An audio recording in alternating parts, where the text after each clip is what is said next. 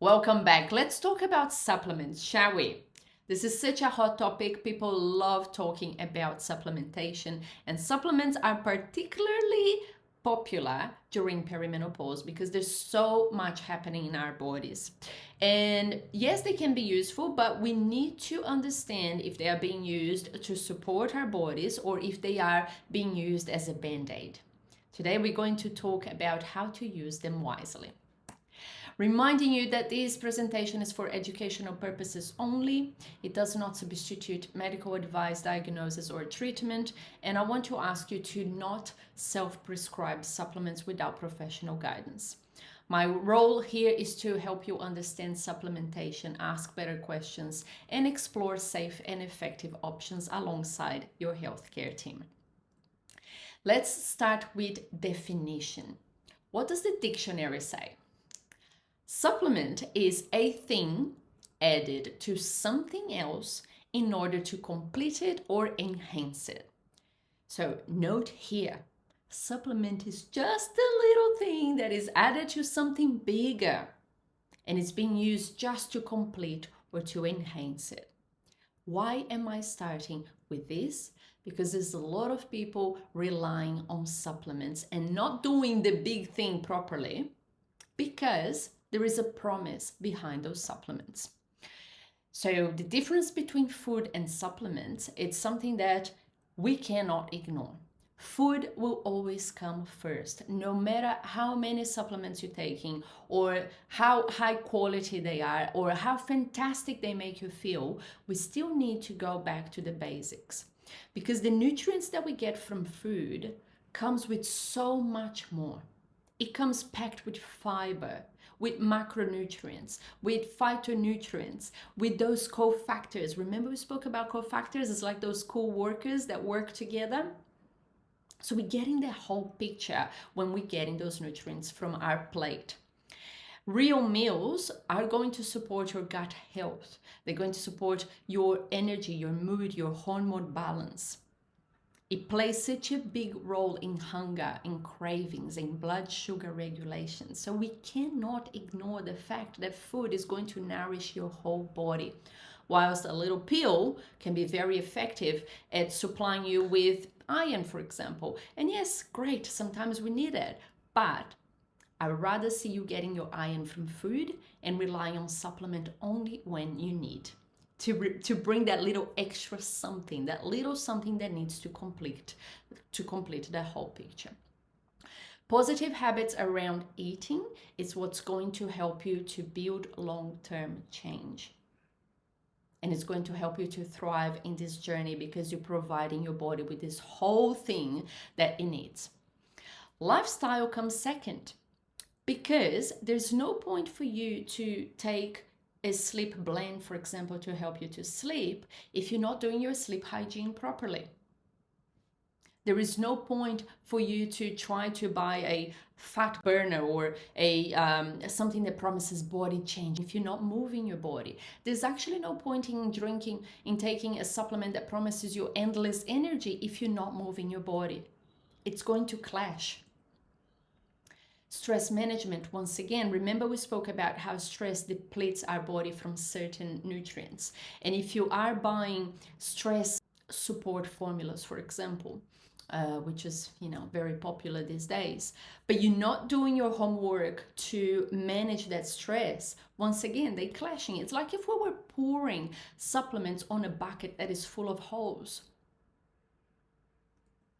Hydration, it's needed as well. Remember we spoke about the fact that some vitamins need water to be delivered in your body. So you might be taking the best supplements. If you're not drinking water, it's not going to be very effective. Plus, your body needs water for a whole lot of other reasons. So it needs to be in your plan.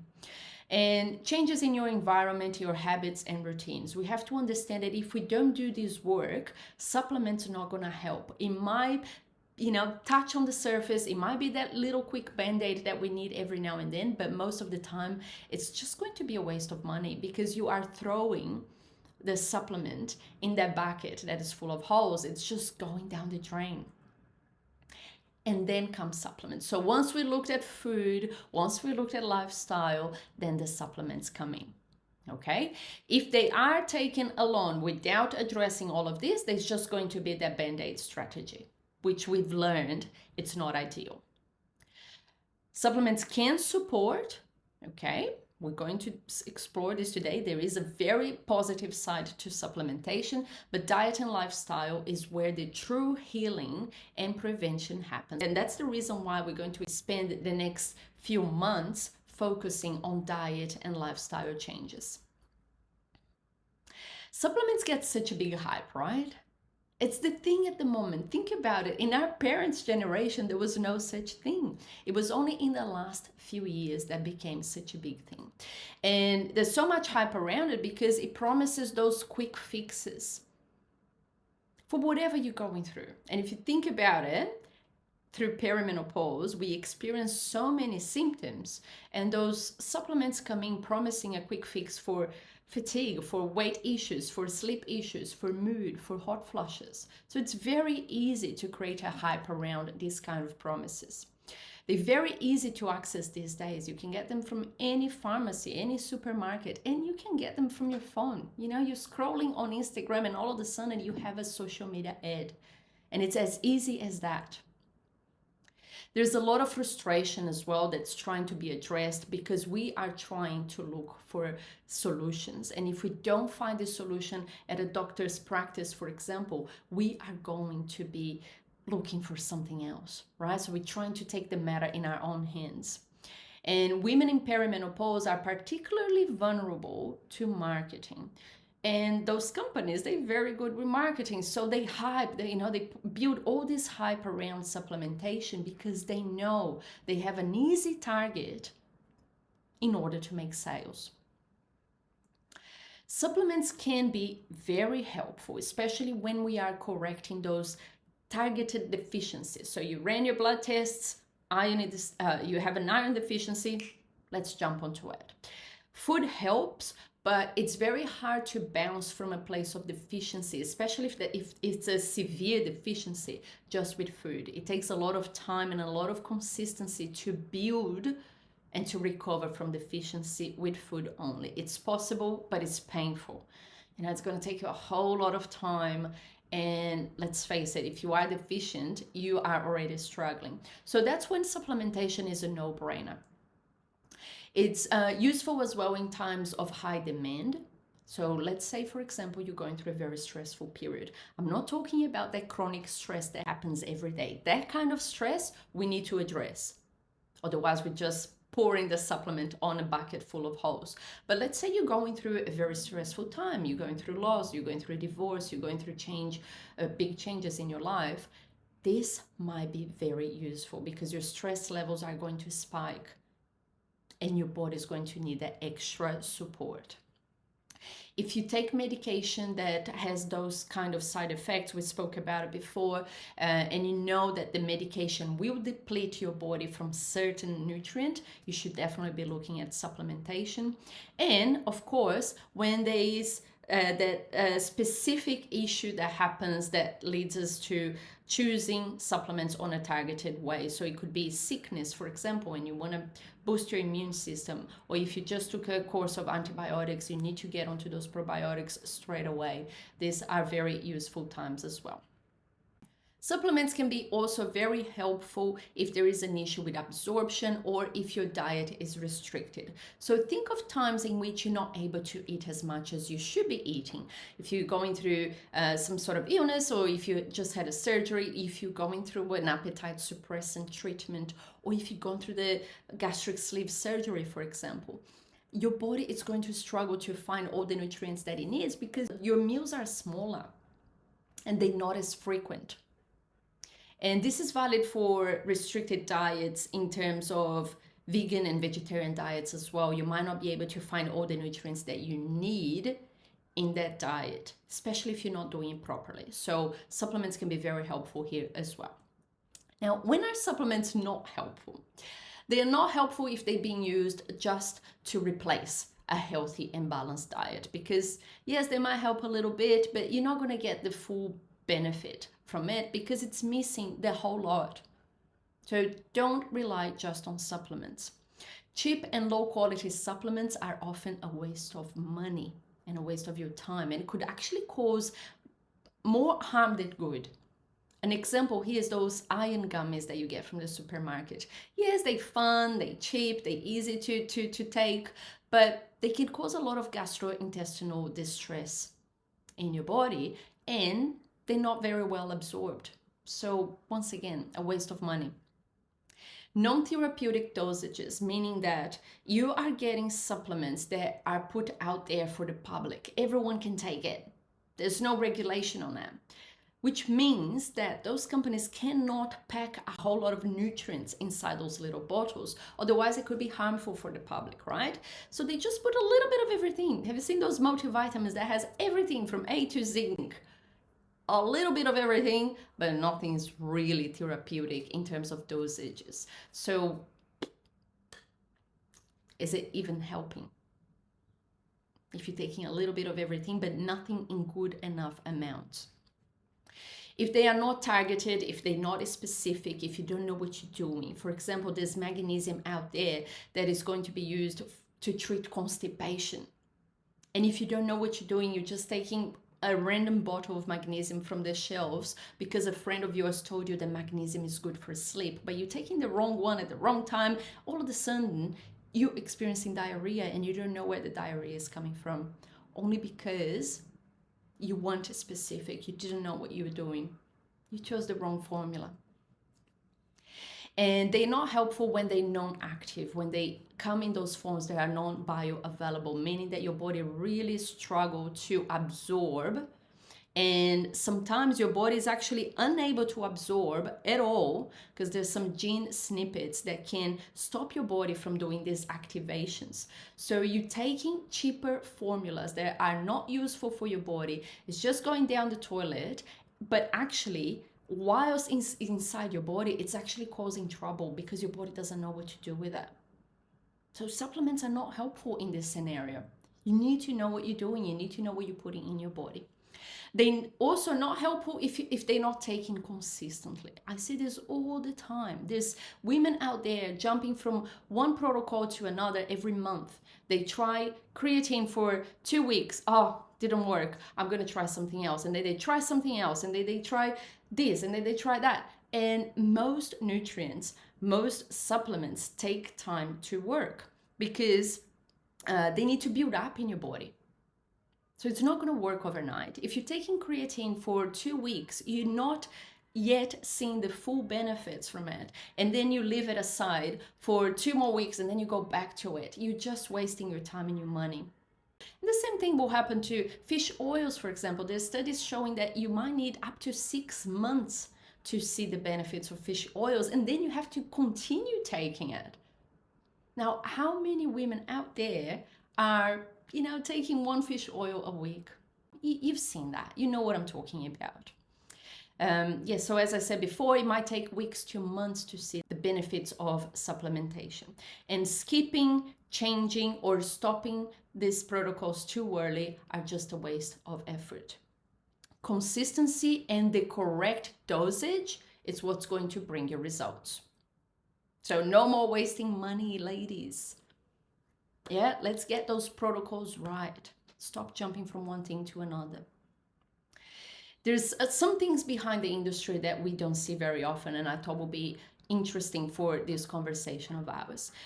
First of all, the supplement industry is a multi-billion-dollar market. Look at those numbers. It's nearly 300 billion Australian dollars in the last year alone. And this number is set to double in the next 10 years. If the trend continues as it is, it's just going to explode.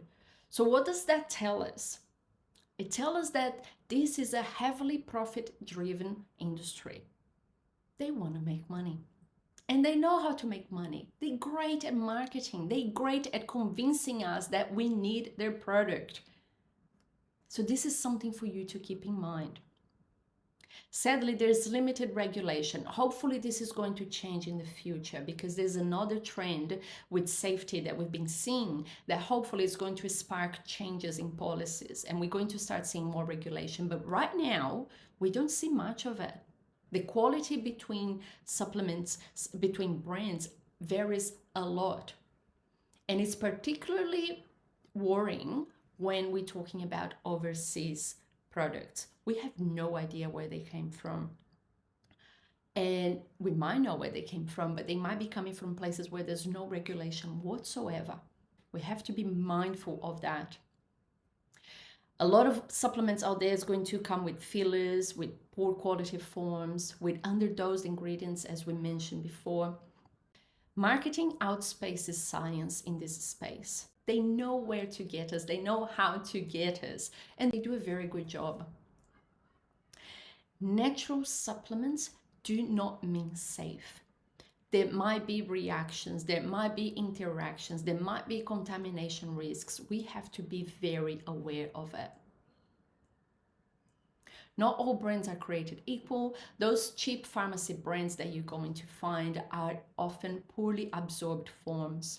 They are, if you think about it, let's think about fish oil production, for example. If you are on the checkout of the pharmacy and then you look to the side and there's this huge stand with a promotion, fish oils, $7.99.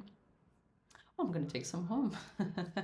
Think about the whole process, how much effort it takes to bring fish oil into a capsule form. You need to fish, you need to extract the oil, you need to purify the oil, you need to test for contaminants, you need to put in a capsule, you need to bottle it, you need to label it, you need to ship it, you need to market it. Look at how many resources and how much money and time and effort is involved in the process. If that's brought to you in a $7.99 bottle, you can only imagine what happened during the process that made it viable to sell this supplement at $7.99, right? And there is a reason why some fish oils are going to cost $7.99 and some fish oils are going to cost $57.99. Now you tell me, Mariana, I don't have $57.99 to put in fish oil every month or every 2 months. Fair enough, I get it. But sometimes we're better off going without it. If we cannot afford, we better go without it than going with the cheaper form.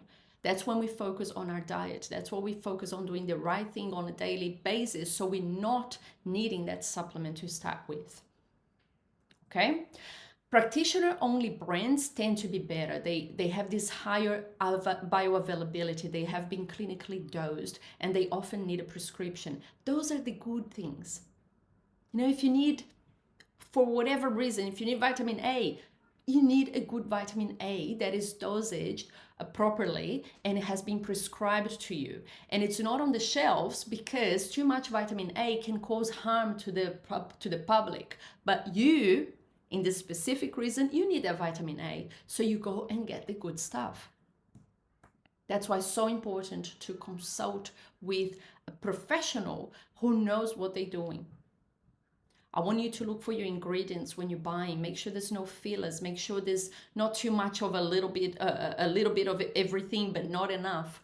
I want you to look at activated forms because, put an example here, vitamin B12.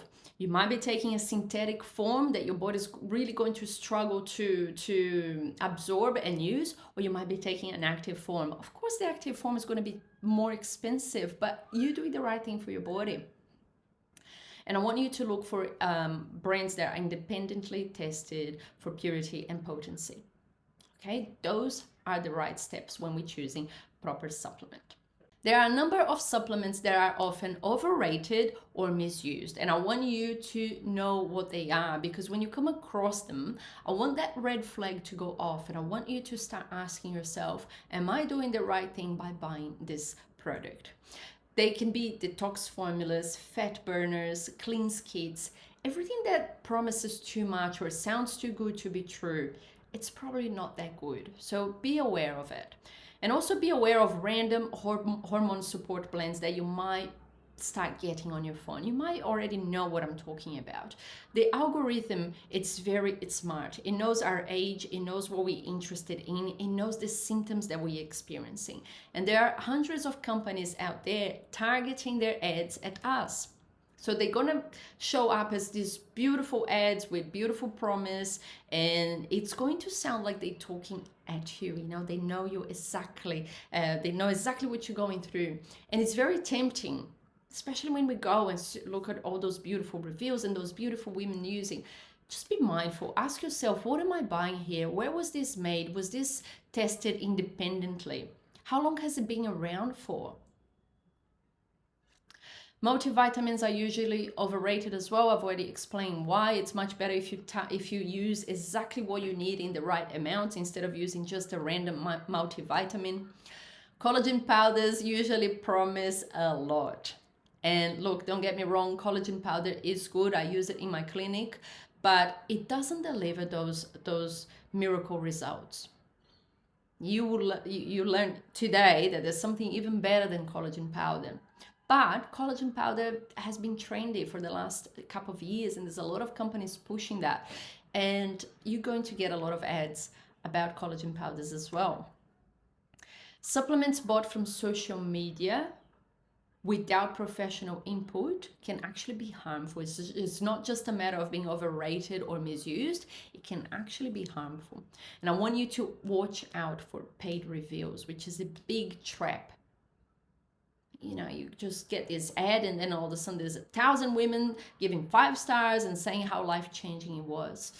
We need to be smarter than these guys. Those guys are very smart. They have great marketing. They know our pain points. They know our weaknesses. They're really smart. We need to outsmart them. And that starts today with this conversation. Have this conversation with your girlfriends as well, with your family members. We need to join forces and be smarter than them. My advice is, don't listen to general advice, because there are there's thousands actually of products out there that are actually good for X, Y, Z. There are products that they are good for everything. But if you start collecting prescriptions, self-prescriptions from everything that you hear out there. So you heard something's good for headache, great, I'm going to buy this. Something's great for sleep. Something's great for stress. Something's great for heartburn. Something is great for heart palpitations. When you realize you have so many supplements at home, and they could even be good for what they promise. Sometimes they're not, but they could even be good. But taken all together could be a bad thing.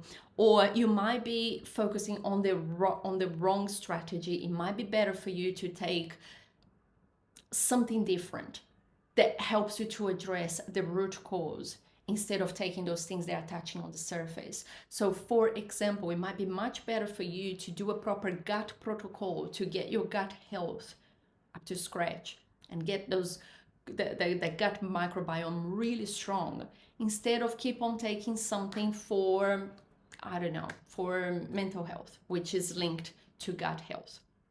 It starts in gut health.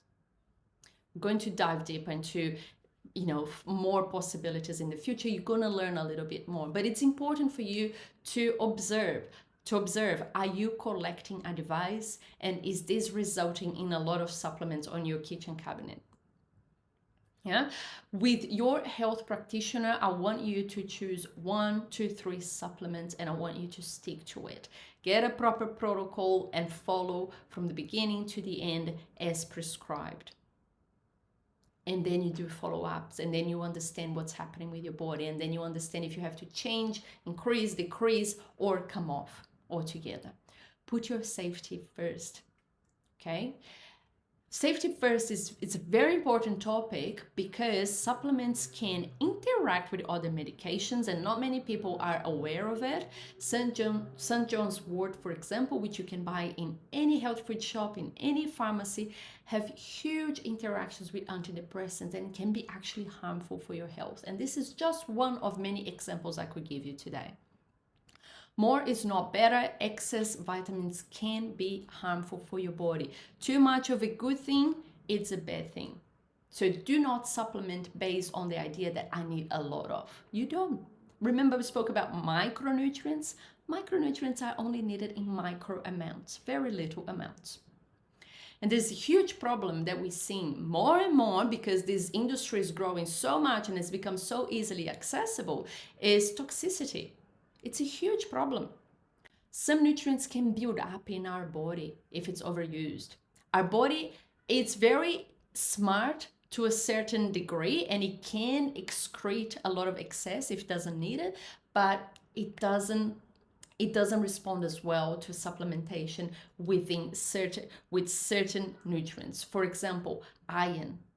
You can get iron overload, and that overload can damage your liver, your heart. It can increase your systemic inflammation.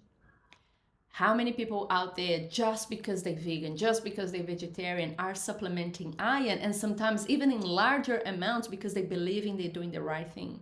Not everyone, not every vegan, not every vegetarian needs iron supplementation. Vitamin D can also cause a lot of damage in our body, including in our heart, our bones, our kidneys. Vitamin A can even cause birth defects. If you don't know what you're doing, you're taking the wrong thing at the wrong time. Vitamin B6 can cause irreversible nerve damage if taken in large amounts. And natural herbs may interact with other medications that we spoke, but can also affect the liver. I want to bring a special note here on vitamin B6, which can build up in our body and cause the irreversible nerve damage that I just spoke about it. And this is becoming a big thing. You're going to start hearing more and more about it because B6 is a cofactor. Remember, I explained that cofactors are like those co-workers that make the project happen, right? So B6 helps a lot of other nutrients to get their job done, which means that a lot of vitamin blends contain B6. So if you get like sleep formula has B6, a stress formula has a B6, a headache blend might have B6. And then when you realize you are taking 3 different formulas for 3 different reasons, and you have no idea that you actually might be taking a lot of B6. You might be taking 3 different supplements in the morning, 3 different supplements at night, and maybe some at lunchtime, and they all have B6. It is so easy to see that those B6 levels going up in your body, and that irreversible nerve damage that can cause is hitting the headlines. There are doctors showing up on, everyday TV shows to warn us about the dangers of vitamin B6. Look at some headlines that I brought here to you here, so you don't think that I'm making things up. You can look up yourself.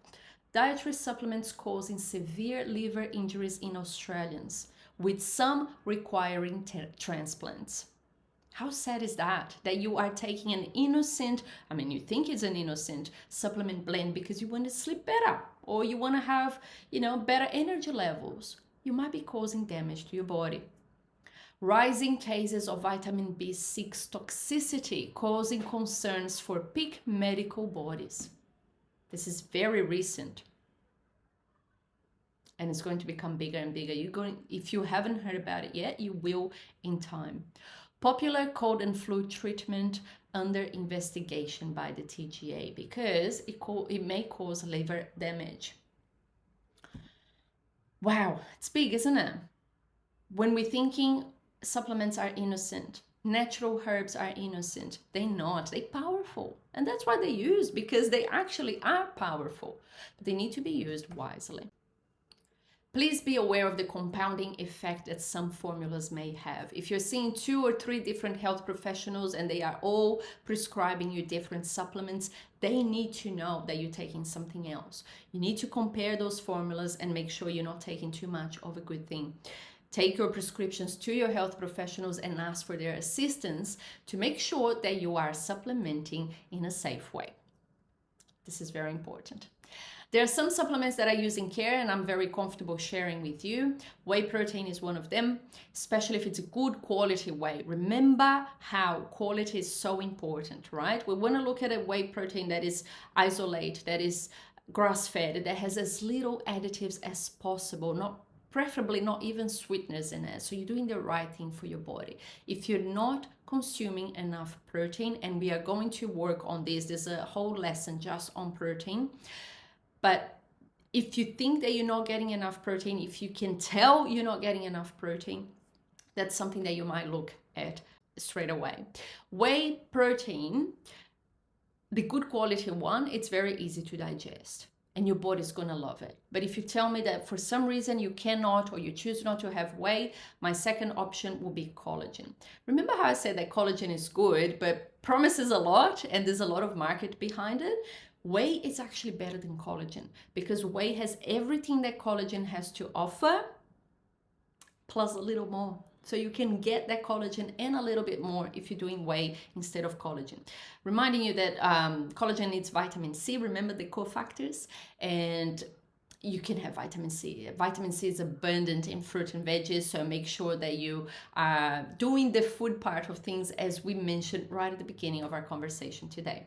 And my third option will be plant-based. So if you are vegan, and you prefer not to have animal-based products, plant-based will be my third option. And it's only my third option because it's not as easy to digest and usually people have an issue with flavors as well.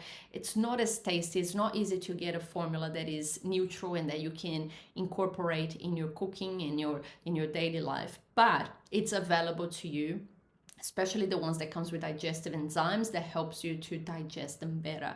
But if you are having gut issues and you are taking plant-based protein, they might be related. So once again, we're going to cover that in detail soon. Okay, I like working with creatine as well, not only for its effect on bones and muscles and energy that really helps with your performance, but also for its effect in brain and cognitive function. Some really good studies that are very recent and showing that it's very beneficial for women going through perimenopause. But once again, it has to be good quality. It has to be 100% monohydrate creatine that is taken consistently with the right dosage for you. Stay with me, we're going to go through creatine in much more detail. Targeted probiotics, especially if you have gut issues or if you need to take antibiotics, for example, we need those probiotics. And probiotics comes in thousands of different shapes. There's thousands of different strains out there, and each one of the strains are used for something specific. That's why it needs to be targeted. If you're just taking whatever probiotic is the cheapest one and is available over the counter or in the chemist or in the supermarket, you might not be doing the right thing for your body. Everything else needs to be case by case. And I'm sorry, this is boring. I know it is, because we want answers, we want prescriptions, we want to know what to take. But if you're doing the right thing, you understand that it has to be case by case. We will discuss more supplements throughout the program, but if you cannot wait and if you're struggling with perimenopausal symptoms, there's some herbs that you can discuss with your doctor that has been trialed and has very good evidence that helps women going through perimenopause. So ashwagandha is one of them, rhodiola, black cohosh, red clover, sage, chaste tree, which we know as Vitex in Australia, valerian, St. John's wort, reminding you that they can all have interaction with meds, especially St. John's wort. So you do need to talk to your practitioner about it. Okay? This is non-negotiable. You need to know what you're doing. In a nutshell, we want a smarter approach to supplements. We want to test, we want to target, and we want to retest. We don't want to guess. Okay, so go do your labs for deficiencies, choose a targeted supplement at the right dose and form with your practitioner, give it time, follow the protocol, and then you retest, you observe to confirm if you're improving or not, and based on that, with your healthcare practitioner, you are going to adjust the dosage or stop when it's no longer needed. Supplements are great tools, but they're not magic bullets. Some are essential, others are waste of money, and some can be actually harmful. So there's a whole spectrum here that needs to be taken in consideration. Okay, do the right thing. Don't forget to focus on food, lifestyle, and daily habits so you can address the root cause first and don't rely on supplements forever. And when you do decide with your health practitioner that the right thing is to supplements needs to be high quality, it needs to be targeted, consistent, and monitored. Okay? You know where to find me. I'll see you in the next video. Bye.